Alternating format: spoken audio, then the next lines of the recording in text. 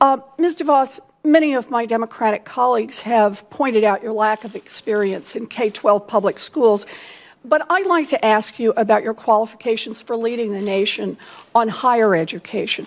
The Department of Education is in charge of making sure that the $150 billion that we invest in students each year gets into the right hands, and that students have the support they need to be able to pay back their student loans. The Secretary of Education is essentially responsible for managing a $1 trillion student loan bank and distributing $30 billion in Pell Grants to students each year. The financial futures of an entire generation of young people depend on your department getting that right. Now, Mrs. DeVos, do you have any direct experience in running a bank? Senator, I do not. Have you ever managed or overseen a $1 trillion loan program? I have not. How about a $1 billion loan program? I have not. Okay, so no experience in managing a program like this. How about participating in one? I think it's important for the person who is in charge of our financial aid programs to understand what it's like for students and their families who are struggling to pay for college. Mrs. DeVos, have you ever taken out a student loan from the federal government to help pay for college? I have not. Have any of your children had to borrow money in order to go to college? They have been fortunate not to. Have you had any personal experience with a Pell Grant? Not personal experience, but certainly friends and students with whom I've worked. So you have no personal experience with college financial aid or management of higher education. Mrs. DeVos, then let's start with the basics. Do you support protecting federal taxpayer dollars from waste, fraud, and abuse? Absolutely. Oh, good. So do I. Because now we all know that President-elect Trump's experience with higher education was to create a fake university, which resulted in his paying a $25 million to students that he cheated. So I'm curious about how the Trump administration would protect against waste, fraud, and abuse at similar for-profit colleges. So here's my question. How do you plan to protect taxpayer dollars from waste, fraud, and abuse by colleges that take in millions of dollars in federal student aid? Senator, if confirmed, I will certainly be very vigilant. Yeah, I'm asking how. How are you going to do that? You said you're committed. The individuals with whom I work in the department will ensure that federal monies are used properly and appropriately, and I will look forward to working with you. So you're going to subcontract making sure that what happened with universities that cheat students doesn't happen anymore? No, I didn't say You're going to give that to someone else to do? I just want to know what your ideas are for making sure we don't have problems with waste, fraud, and abuse. I want to make sure we don't have problems with that as well. And if confirmed, I will work diligently to ensure that we are addressing any of those issues. Well, let me make a suggestion on this. It actually turns out that there are a whole group of rules that are already written and are there, and all you have to do is enforce them. So what I want to know is, will you commit to enforcing these rules to ensure that no career college receives federal funds unless they can prove that they are actually preparing their students for gainful employment and not cheating them? Senator, I will commit to ensuring that institutions which receive federal funds are actually serving their students well. And so you will enforce the gainful employment rule to make sure that these career colleges are not cheating students? We will certainly review that rule. You'll review it? You will not commit to enforce it? And see that it is actually achieving what the intentions are. I don't understand about reviewing it. We talked about this in my office. There are already rules in place to stop waste, fraud, and abuse, and I don't understand how you cannot be sure about enforcing them. You know, swindlers and crooks are out there doing backflips when they hear an answer like this. If confirmed, you will be the cop on the beat, and if you can't commit to use the tools that are already available to you in the Department of Education, then I don't see how you can be the Secretary of Education. How much information do you have about the finances of the president-elect, his family, or Trump-related organizations? I don't have any of that information, Senator. So I take it that you won't have any way of knowing, when asked by the President to take official action in your capacity as Secretary, how those actions might affect his personal financial situation. I'm not sure I could comment on that. And this isn't theoretical. He owns a university. I think it's relevant to assessing the wisdom of an education policy proposal to know how that proposal might affect the President's personal finances. Do you disagree with me? Well, I think the President-elect has taken steps to ensure. Can I ask, do you disagree with me? Is it? Can you state your question Yep. again? I think it's relevant to assessing the wisdom of an education policy proposal to know how the proposal might affect the President's personal finances. Do you disagree with me? I don't disagree with you. Okay, thank you. The nation deserves a Secretary of Education who's a champion of kids, parents, state and local control, and outcomes. And I also think the nation deserves a Secretary who's a champion of public education. In a 2015 speech on education, you were pretty blunt, quote, "Government really sucks." And you called the public school system a, quote, "dead end." In order to clarify, you never attended a public school, K-12 school, did you? Correct. And your children did not either, correct? That's correct. And you've never taught at a K-12 public school, correct? I'm not. Do you think that schools that receive K-12 schools that receive government funding should meet the same accountability standards, outcome standards? All schools that receive public funding should be accountable, yes. Should meet the same accountability standards? Yes, although you have different accountability standards Well, between traditional public schools and charter schools. But I'm really interested in this. Should Okay, everybody well- be on a level playing field? So public charter or private K-12 schools, if they receive taxpayer funding, they should meet the same accountability standards? Yes, they should be very transparent with the information, and parents should have that information first and foremost. And if confirmed, will you insist upon that equal accountability in any K-12 school or educational program that receives federal funding, whether public charter, or private? I support accountability. Equal accountability for all schools that receive federal funding. I support accountability. Okay, is that a yes or a no? I support accountability. Do you not want to answer my question? I support accountability. Okay, let me ask you this. I think all schools that receive taxpayer funding should be equally accountable. Do you agree with me or not? Well, they don't. They're not today. But I think they should. Do you agree with me or not? Well, no, because. You don't agree with me. Let me move to my next question. Should all K-12 schools receiving governmental funding be required to meet the requirements of the Individuals with Disabilities Education Act? I think they already are. Okay, but I'm asking you a should question, whether they are or not. We'll get into that later. Should all schools that receive If schools, taxpayer funding be required to meet the requirements of the Individuals with Disabilities in Education? I think that is a matter that's best left to the states. So some states might be good to kids with disabilities and other states might not be so good, and then what, people can just move around the country if they don't like how their kids are being treated?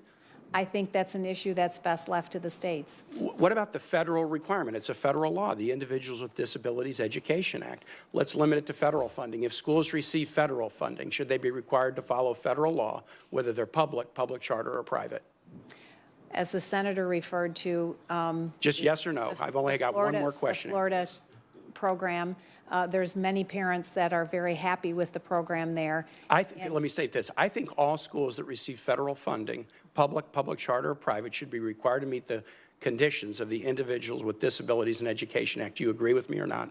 I think that is certainly worth discussion, and I would look forward to So you cannot yet agree with me. And finally, should all K-12 schools receiving governmental funding be required to report the same information regarding instances of harassment, discipline, or bullying if they receive federal funding?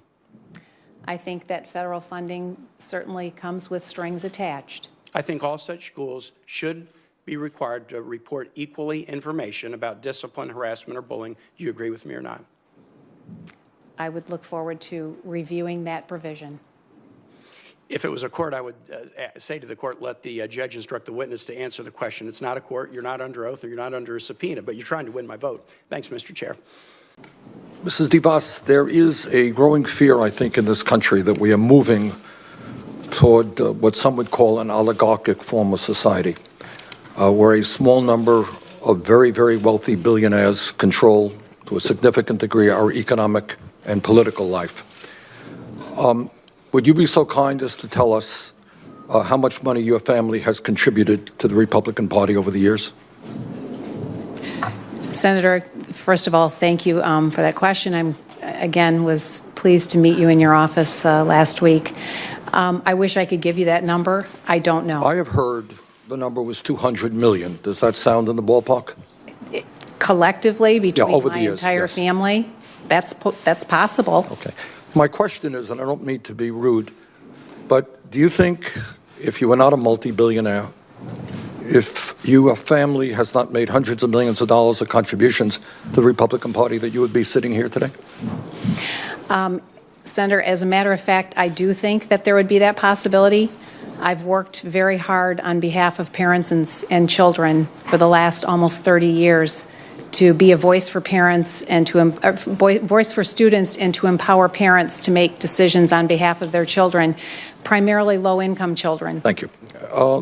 In your statement, your prepared statement, you say, and I quote, "Students should make informed choices about what type of education they want to pursue post-high school and have access to high-quality options." Some of us believe that we should make public colleges and universities tuition-free so that every young person in this country, regardless of income, does have that option. That's not the case today. Will you work with me and others to make public colleges and universities tuition-free through federal and state efforts? Senator, I think that's a really interesting idea, and it's really great to consider and think about. But I think we also have to consider the fact that there's nothing in life that's truly free. Somebody's going to pay for it, and so yes, you're right. You're right. Somebody will pay for it, but that takes us to another issue. I think, and that is, if I may, and that is, right now we have proposals in front of us to substantially lower tax breaks for billionaires in this country, while at the same time low-income kids can't afford to go to college. Do you think that makes sense? Senator, I think if your question is really around how can we help college and higher education be more affordable for young people as they anticipate. Actually, that wasn't my question. My question is, should we make public colleges and universities tuition-free so that every family in America, regardless of income, will have the ability to have their kids get a higher education? That was my question. Senator, I think we can work together, and we could work hard on making sure that college or higher education in some form is affordable for all young people that want to pursue it. And I would look forward to that opportunity if confirmed. Would you agree with me that if there is a mom watching this hearing who makes $30,000, $40,000 a year, single mom perhaps, who has to pay $10,000 or $15,000 a year for childcare for her daughter, that is a burden that is almost impossible to deal with? What are your proposals about making childcare universal for our working families? Do you have ideas on that? Do you agree with that idea? That certainly is a burden, and I can understand the challenge that family, that young mother would face in deciding how to best serve her child's needs. Again, I think if we're talking about the future of that child and their education, I would look forward to working with you. I know we have common ground on a lot of things, and we could find ways to work together to ensure that young mom's child will have a great opportunity for a great education in the future. There are countries around the world which do provide universal, very inexpensive or free childcare. Would you work with me in moving our government in that direction? Senator, again, I feel very strongly about the importance of young families having an opportunity for good child care for their children. I'm not sure that But it's not a question of an opportunity. It's a question of being able to, very often my Republican friends talk about opportunity. But it's not a question of opportunity. It's a question of being able to afford it. How do we help somebody who's making $8 or $9 an hour at a time when we can't raise the minimum wage here because of Republican opposition? How do we make sure that those moms can get quality child care that they can afford? Well, I would look forward to helping that mom get a quality education for their child or their children so that they could look forward to a bright and hopeful future. Okay. side of grade level.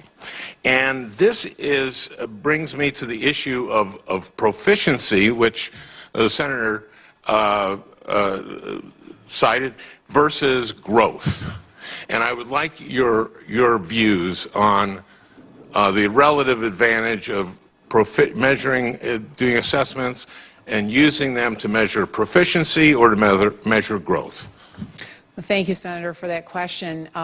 I think if I'm understanding your question correctly around proficiency, I would also correlate it to competency and mastery, so that each student is measured according to the advancement that they're making in each subject area. Well, that's growth.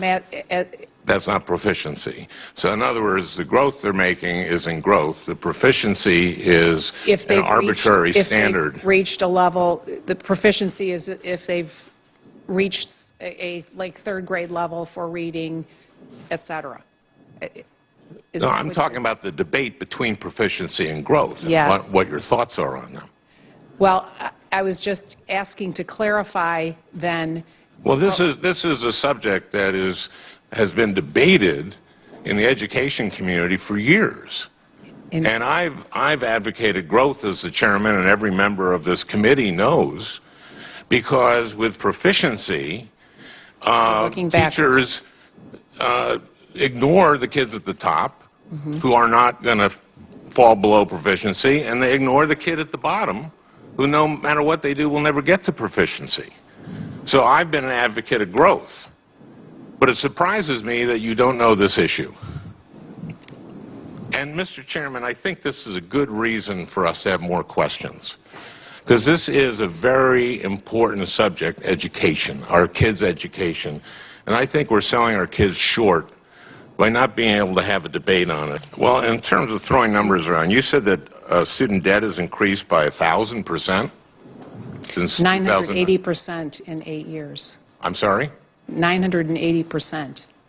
That's just almost not 1,000. so. It's increased 118% in the past 8 years. Well, So I'm just asking, if you're challenging my figures, I would ask that you get your figures straight about education policy, and that's why we want more questions, because we want to know if this person that we are entrusting, or may entrust to be the Secretary of Education, if she has the breadth and depth of knowledge that we would expect from someone who has that important important job. And I was kind of surprised, well, I'm not that surprised, that you did not know this issue. Ms. DeVos, your family has a long history of supporting anti-LGBT causes, including donating millions of dollars to groups that push conversion therapy, the practice of trying to change someone's sexual orientation or gender identity. For example, you and your family have given over $10 million to Focus on the Family, an organization that currently states on its website that, quote, homosexual strugglers can and do change their sexual behavior and identity.